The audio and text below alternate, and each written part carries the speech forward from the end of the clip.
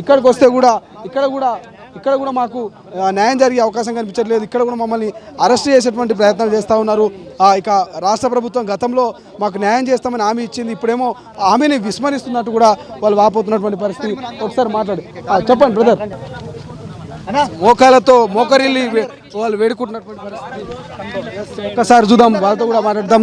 ఇక ఈ GO number 46 సంబంధించి అసెంబ్లీలో ఖచ్చితంగా దీని గురించి చర్చించాలి అనేది వాళ్ళు ప్రధానంగా చెప్తున్నటువంటి పరిస్థితి. అన్న ఇప్పుడు ఎట్లుందనంటే సీఎం గారేమో మంత్రులను వెళ్ళి కలవండి, మీరు నా దాకా రాలేకపోతే మంత్రులను వెళ్ళి కలవండి అని చెప్పి సీఎం రేవంత్ రెడ్డి గారు చెప్తున్నారు.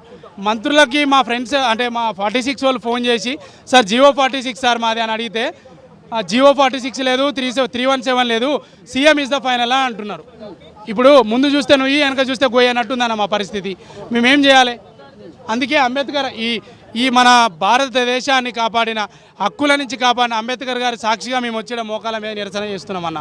ఇక మేము ఇంతకన్నా మేము చేసేది ఏం లేదు. ప్రతిసారి పోస్ట్పోన్ అయిన ప్రతిసారి చచ్చిపోయినా మంచిగా అనిపిస్తుంది తెలుసా అన్న. పోస్ట్పోన్ అయితే 2 వీక్స్ అంటారన్న. మేము ఆశతోని కోర్టు దగ్గరికి వెళ్ళి మేము ఎదురు చూస్తూ ఉంటాం ఏం జరుగుతుందా అని. 1 మినిట్ కూడా కాదన్న, జస్ట్ హాఫ్ సెకండ్ 1 మినిట్లోనే పోస్ట్పోన్, నెక్స్ట్ వీక్ 2 వీక్స్ ఇట్లా పోస్ట్పోన్ అవుతుంటే మేము ఏం చేయాలి? మాకు ఎక్కడ న్యాయం జరుగుతుంది? ఇక ఎన్ని రోజులు వెయిట్ చేయాలి? అందరూ కూడా ఏజ్లు ఒక్కొక్కరికి ఏజ్లు 30 దాటున్నారు. వీళ్ళు ఏం చేయాలి చెప్పండి? జీవో నెంబర్ 46ను ప్రధానంగా రద్దు చేయాలనేది మీ ఉద్దేశమా అన్న? జీవోఎంఎస్ నెంబర్ 46 అనేది CD1 contiguous cadre 1 contiguous cadre 2 అని వీళ్ళు అప్లికేషన్లోనే ఫిల్ చేశారన్న. ఈ అప్లికేషన్లో ఫిల్ చేసిన ప్రకారమే మాకు కట్ ఆఫ్ ఇవ్వండి అంటున్నాం. మేము కోర్టులో మేము గెలిస్తే మాకు అది న్యాయం జరుగుతుంది. ఏజీ గారు అటెండ్ అయితే కదా మేము గెలిచేది ఓడేది తెలిసేది. ఏజీ గారు అటెండ్ అవ్వండి, మేము ఎట్లా గెలిచేది ఓడేది తెలుస్తుంది. అది మేము అడుగుతున్నది. మాకు రేపు 7th ఉందన్న, ఆగస్టు 7th ఉంది. ఏజీ గారు అటెండ్ అయ్యి మా కోర్టు వాదనలు జరిగితే మేము గెలిచేదా ఓడేదా తెలుస్తుంది.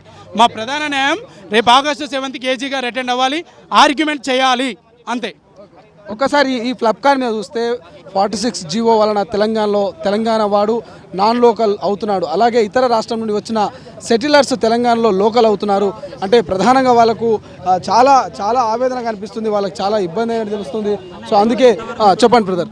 చూడండి అన్న, పేపర్లో క్లియర్గా రాచ్చు. జీవో నెంబర్ 46 కేసు ఇప్పటి వరకు చరిత్రలో ఏ దేశంలో కానీ రాష్ట్రంలో కానీ మొత్తం 24 సార్లు పోస్ట్ పోన్ కాలేదు. ఇదే మన తెలంగాణలో మొత్తం 24 సార్లు పోస్ట్ పోన్ అయింది. ఏడు ఉందన్న ప్రజాస్వామ్యం? మాకు ఇట్లు రాజకీయ వ్యక్తులు న్యాయం చేస్తలేరు, ఇటు కోర్టులో పోస్ట్ పోన్ చేపిస్తున్నారు. మేము ఎక్కడికి పోవాలి చెప్పుడు? మేము ఎక్కడికి పోవాలి చెప్పు? నెక్స్ట్ హీరింగ్ వచ్చేసి 7th ఉందన్న, ఆగస్టు 7th ఉంది. అప్పుడు ఫైనల్ హీరింగ్ అంటుండ్రు. అప్పుడు మేము పోస్ట్ పోన్ అవుతున్నాయంటే మేము చనిపోతాం అన్న. మేము మాకు ఇక చనిపోతాం. 2000 మంది ఉన్నాం మొత్తం బాధితులు, ఇంకా పైన ఉంటాం, మొత్తం చనిపోతాము. మేము చనిపోతే దానికి కారణము మా కాంగ్రెస్ ప్రభుత్వమే అని ఒకటి. కాంగ్రెస్ ప్రభుత్వం అదే కాంగ్రెస్ ప్రభుత్వం గతంలో అసెంబ్లీ ఎన్నికల సమయంలో మీకు హామీ ఇచ్చింది కదా. అయితే ఎందుకు కాంగ్రెస్ ప్రభుత్వం అంటే మేము ఆ రోజు గెలిపించింది కాంగ్రెస్ ప్రభుత్వం. మాకు మాట ఇచ్చింది. మనకు వీళ్ళు ప్రతిపక్షం ఉన్నప్పుడు ఏమని చెప్పారు అంటే ఇది మన ప్రభుత్వం వస్తుంది, మన ప్రభుత్వం వచ్చిన తర్వాత జీవో నెంబర్ 46ని కంపల్సరీ రద్దు చేస్తాము, మీరు ఊళ్ళోకి వెళ్ళి ఓట్లు వేపిని అని చెప్పినాం. అట్లా చెప్తే మేము అప్పుడు బీఆర్ఎస్ అధికారంలో ఉంది కదా, మేము ఊళ్ళల్లో డిస్ట్రిక్ట్లో తిరిగి వాళ్ళతోన తన్నులు తిని తిట్టిపించుకొని బెదిరించిండ్రు. ఎన్నో పనులు చేసి తిట్టి కొట్టినా కూడా మేము కాంగ్రెస్ ప్రభుత్వాన్ని మొత్తం 64 సీట్లు ఇచ్చినాం. మమ్మల్ని కాంగ్రెస్ ప్రభుత్వం గెలిపిస్తే మమ్మల్ని ఇప్పుడు నట్టెట్లా ముంచేస్తున్నారు. అయితే ఒక్కటన్నా, మేము ఇంతవరకు మొత్తం 24 సార్లు పోస్ట్ పోన్ అయింది కదా, మొత్తం 24 సార్లు పోస్ట్ పోన్. ఇంతవరకు ఒక్కొక్కరికి మొత్తం 5-5 లక్షలు అయింది. పైసలు ఖర్చు అయినాయి, ఫోన్లు తాకట్టు పెట్టినాం, బండ్లు తాకట్టు పెట్టినాం. ఇక మాకు ఫైనల్గా నెక్స్ట్ పోస్ట్ పోన్ అయితే మా లోన పాటలు కళ్ళు కానీ కిడ్నీలు కానీ లివర్స్ కానీ అవి తాకట్టు పెట్టి నెక్స్ట్ కోర్టులో మళ్ళా లారీకి పైసలు కట్టాలి. అసలైన తొలి వెలుగు. ఫాలో వాట్సాప్ @తొలి వెలుగు official.